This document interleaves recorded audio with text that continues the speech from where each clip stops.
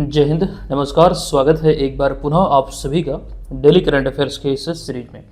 आज की इस वीडियो में 22 नवंबर 2024 से संबंधित प्रश्नों को आप देखेंगे, जिसमें बिहार राष्ट्रीय अंतर्राष्ट्रीय तीनों घटनाओं का संग्रह होगा।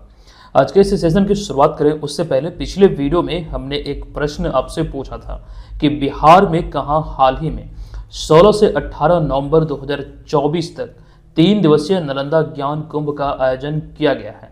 तो राइट आंसर होगा विकल्प नंबर यहाँ पर डी, यानी कि बिहार के नालंदा जिले के राजगीर में 16 से 18 नवंबर 2024 तक। अतः विकल्प नंबर डी यहाँ पर इस प्रश्न का राइट आंसर होगा। पूरी डिटेल जानकारी हमने इससे संबंधित आपको दिया था।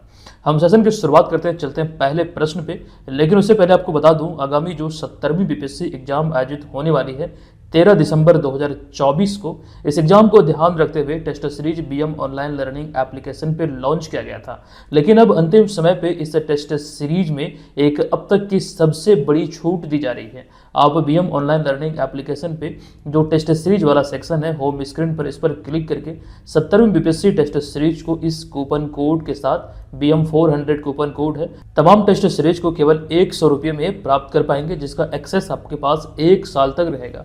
जो बेनिफिट आपको इसमें टेस्ट सीरीज के तहत मिलने वाले हैं वो यहाँ पर लिखी गई है। आप लोग चाहें तो इसे ज्वाइन कर सकते हैं और अपनी तैयारी को अच्छी तरीके से परख सकते हैं। आप ये जान पाएंगे कि आगामी एग्जाम के दृष्टिकोण से आपकी तैयारी का स्तर क्या है। साथ ही 71वीं बीपीएससी 4.0 आदि एग्जाम के लिए करंट अफेयर्स का फ्रेश कोर्स की शुरुआत हो चुकी है। आप लोग वो भी ज्वाइन करना चाहें तो कर सकते हैं। सेशन की शुरुआत करते हैं आज की इस वीडियो के पहले प्रश्न से। ध्यान रखेंगे, आज की इस वीडियो में हमने एक्सप्लेनेशन में कटौती किया है। समय के अभाव के कारण मुझे कहीं निकलना, इस वजह से यहाँ पर आज की इस वीडियो में हमने एक्सप्लेनेशन नहीं दिया। हालांकि प्रश्न में वो चीज़ें कवर करने का हमने प्रयास किया है ताकि यहाँ से आपको हेल्प हो सके। देखिए, पहला प्रश्न है कि भारत ने 11 से 20 नवंबर 2024 तक राजगीर नालंदा बिहार में आयोजित महिला एशियाई चैंपियंस ट्रॉफी के फाइनल मुकाबले में किस देश को 1-0 से हराकर तीसरी बार खिताब अपने नाम किया है। बहुत सारे पॉइंट यहाँ पर छुपे हुए हैं। पहले तो ये ध्यान रखिए कब ये आयोजित हुआ, तो 11 से 20 नवंबर 2024 तक। कहाँ पर आयोजित हुआ, तो राजगीर नालंदा बिहार में जो नया खेल अकादमी बना है वहाँ पर। और फाइनल मुकाबला भारत और चाइना के मध्य खेला गया। भारत ने चाइना को 1-0 से हराकर इस खिताब को तीसरी बार अपने नाम किया है। अतः यहाँ पर विकल्प नंबर ए इस प्रश्न का राइट आंसर होगा। एक चीज ये समझिएगा, ओवरऑल भारत इस खिताब को तीसरी बार अपने नाम किया है। एक और टीम है जो इस खिताब को 3 बार अपने नाम कर चुकी है, वो है दक्षिण कोरिया। एक बात यहाँ पर यह समझिएगा कि भारत ओवरऑल 3 बार तो ये खिताब जीती है, लेकिन ये लगातार दूसरी बार है। और ये दोनों बार जो भारत ने खिताब अपने नाम किया है, आपको ये बात ध्यान रखना है कि दोनों बार इसकी मेजबानी भारत के द्वारा ही किया गया है। हालांकि ओवरऑल यहाँ पर आपको ध्यान रखना है कि 3 बार भारत खिताब जीता है, लेकिन 2 बार रिसेंटली लगातार 2 बार की जो हम बात कर रहे हैं, 2023 वाला झारखंड रांची में आयोजित हुआ था। 2024 वाला जो आयोजित हुआ, ये कहाँ पर आयोजित हुआ, तो राजगीर नालंदा बिहार में। ये चीजें समझिएगा। अच्छा, चाइना जो उपविजेता रही, आपको ध्यान रखना है कि चाइना इस प्रतियोगिता का खिताब एक भी बार नहीं जीता है। 3 बार दक्षिण कोरिया जीता है, 3 बार भारत जीता है और 2 बार इस खिताब को जापान जीता है। कुल मिलाकर ये 8वां संस्करण था, यानी 8 संस्करण इसका कंप्लीट होता है। अच्छा, कल हमने इससे संबंधित एक ये वीडियो आपको दिया था। बहुत ही इंपॉर्टेंट जानकारी का संग्रह हमने इस टॉपिक से संबंधित किया है। 25 MCQ हमने करवाए हैं, जो कि बहुत इंपॉर्टेंट है। टॉपिक स्टडी के अंतर्गत जाके आप इसे देख सकते हैं। एप्लीकेशन पे इसका PDF भी आपको निःशुल्क मिल जाएगा, या फिर जो हमारा टेलीग्राम चैनल है, इसका लिंक इस वीडियो के डिस्क्रिप्शन में है, आप वहां से भी इसको ज्वाइन करके प्राप्त कर पाएंगे एकदम से निःशुल्क। चलिए दूसरे प्रश्न पे आते हैं। दूसरा प्रश्न है कि 14 से लेकर 27 नवंबर 2024 तक नई दिल्ली में आयोजित 43वां भारतीय अंतर्राष्ट्रीय व्यापार मेले का थीम, यानी कि विषय जो है, ये विकसित भारत 2047 है। अब यहाँ पर आगे हमने आपसे पूछा है कि इसमें फोकस राज्य झारखंड है, जबकि बताएं कि इनमें से कौन सा राज्य जो है ये भागीदार राज्य के रूप में इसमें शामिल है। ध्यान रखिएगा, ये इसका 43वां संस्करण है भारतीय अंतर्राष्ट्रीय व्यापार मेले का। 14 नवंबर को शुरुआत हुई थी और 27 को इसका समापन होगा। इसका थीम है विकसित भारत 2047। फोकस राज्य इसमें है झारखंड, जबकि इसमें भागीदार राज्य है बिहार और उत्तर प्रदेश। अतः विकल्प नंबर सी इस प्रश्न का राइट आंसर हो जाएगा।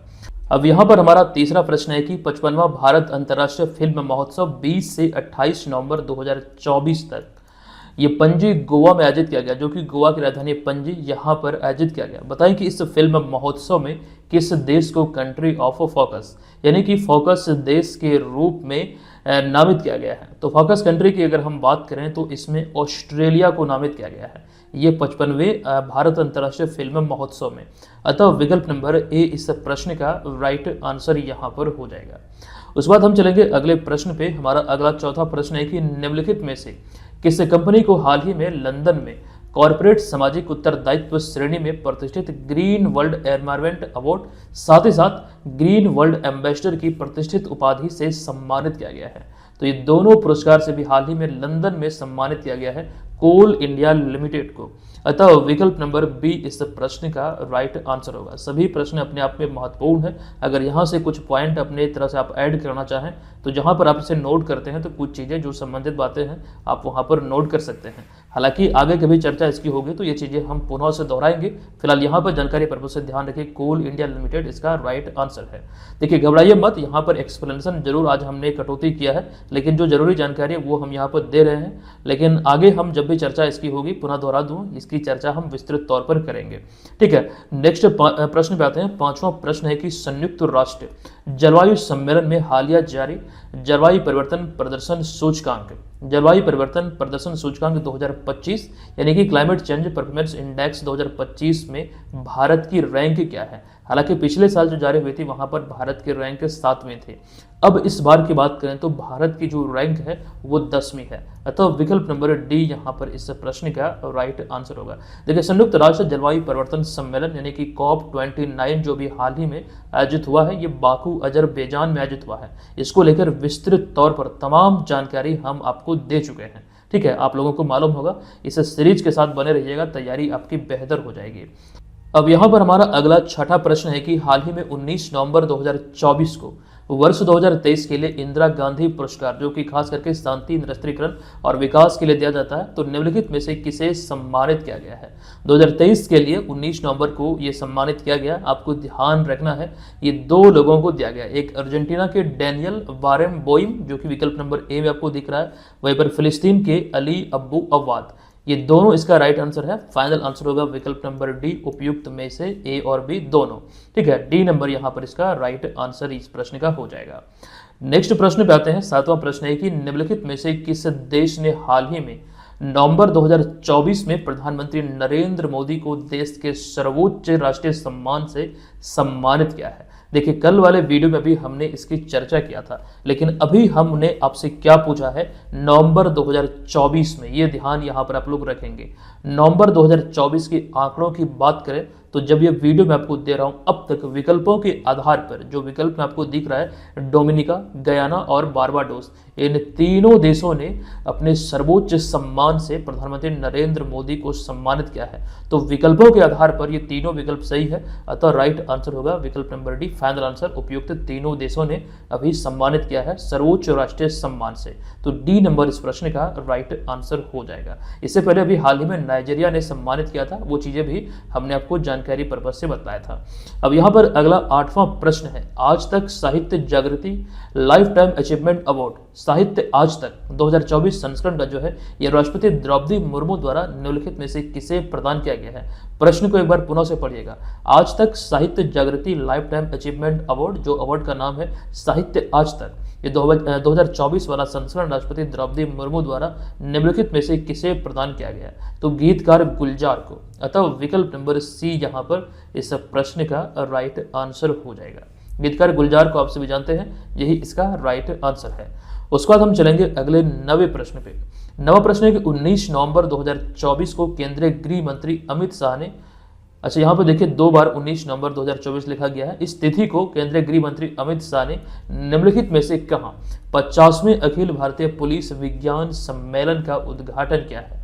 या फिर प्रश्न ऐसे भी आपसे पूछा जा सकता है कि 50वें अखिल भारतीय पुलिस विज्ञान सम्मेलन का आयोजन कहां पर किया गया है, जिसका उद्घाटन केंद्रीय गृह मंत्री अमित शाह के द्वारा किया गया, तो गुजरात के गांधीनगर में।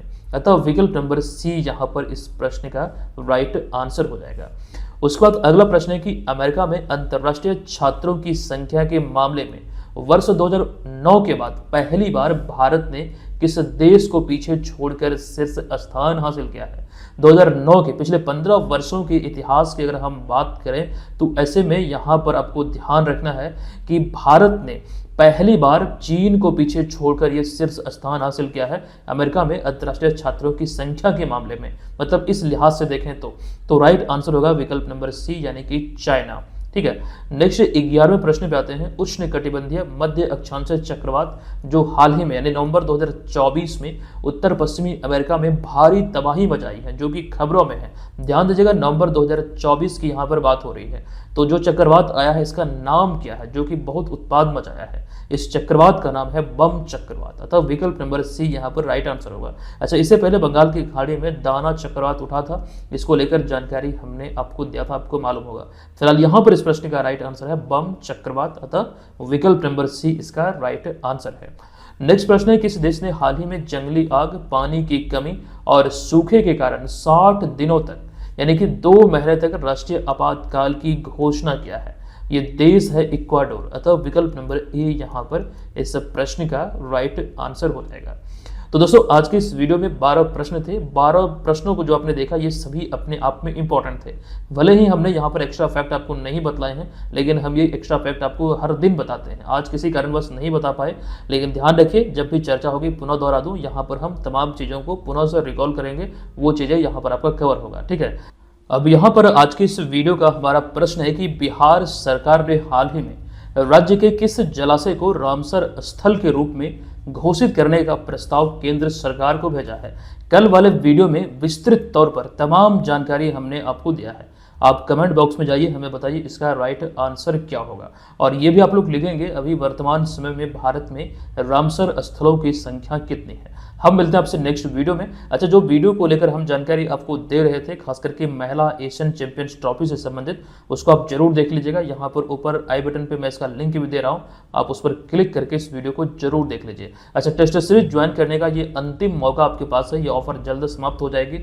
इस कूपन कोड को अप्लाई करते हुए महज 100 रुपये में तमाम यहाँ पर टेस्ट सीरीज का आप लाभ उठा पाएंगे 70वीं बीपीएससी एग्जाम से संबंधित, जो आपको यहाँ पर इस वाले सेक्शन में मिलेगा।